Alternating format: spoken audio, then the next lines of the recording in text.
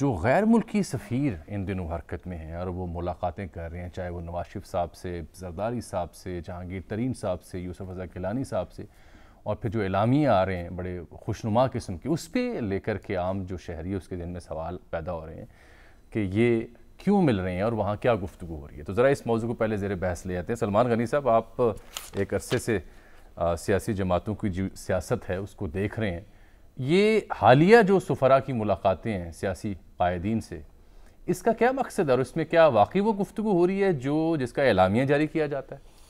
دیکھیں جاوید صاحب، ماضی کے انتخابات میں بھی یہ عمل ہوتا تھا، لیکن اس وسیع پیمانے پہ نہیں ہوتا تھا کہ امریکی سفیر ایک ہی دن میں تین بڑی پولیٹیکل پارٹیز کی لیڈرشپ سے ملاقاتیں کر رہے ہیں۔ اسی روز آصف زرداری صاحب سے برطانوی ہائی کمشنر مل رہی ہیں۔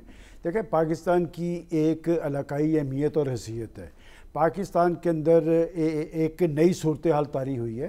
جہاں تک آپ امریکی ایمبیسڈر کی ملاقاتوں کی بات ہے، تو جن لوگوں سے ملاقات ان کی ہوئی ہے، یقیناً وہ ان رجحانات کے بارے میں بھی پوچھتے ہیں۔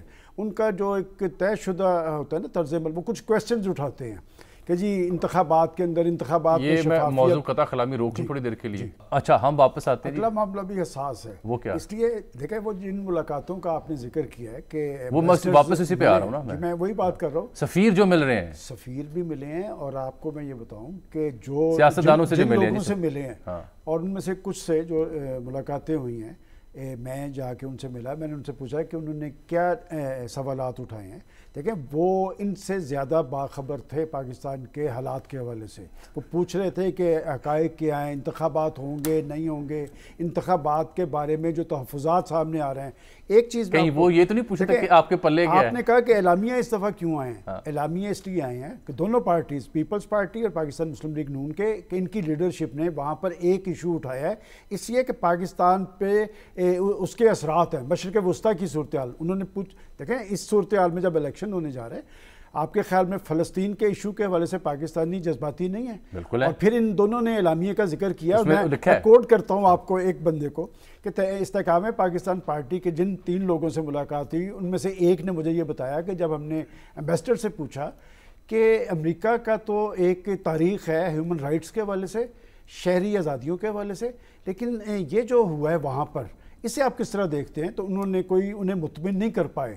تو میں سمجھتا ہوں کہ یہ ملاقاتیں جو ہیں پاکستان کے حالات، آنے والے انتخابات کے حوالے سے امپورٹنٹ ہیں۔ اور آپ نے ساتھ وہ جو مبصرین کا ذکر کیا ہے، مبصرین پہلے بھی آتے رہے ہیں، لیکن اس دفعہ آپ دیکھیں کہ الیکشن کمیشن نے ان کے لیے بھی ایک ضابطہ اخلاق جاری کیا ہے۔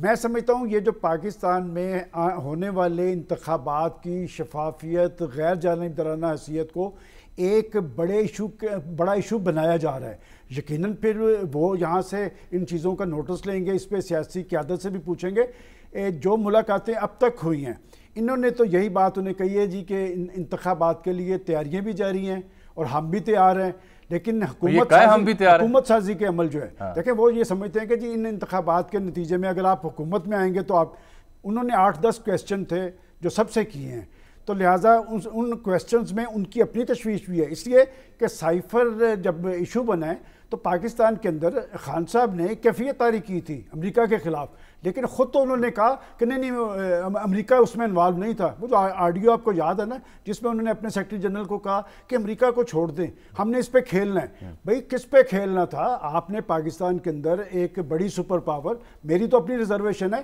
لیکن وہ بہرحال پاکستان کا دوست ملک تھا، اس کے خلاف پاکستان کے اندر ایک نفرت پیدا ہوئی، بعد میں آپ اس سے پیچھے ہٹ گئے، لیکن ان کو یہ تشویش ضرور ہے کہ آخر بلا وجہ یا جن بنیادوں پہ کیفیت طاری کی گئی ہے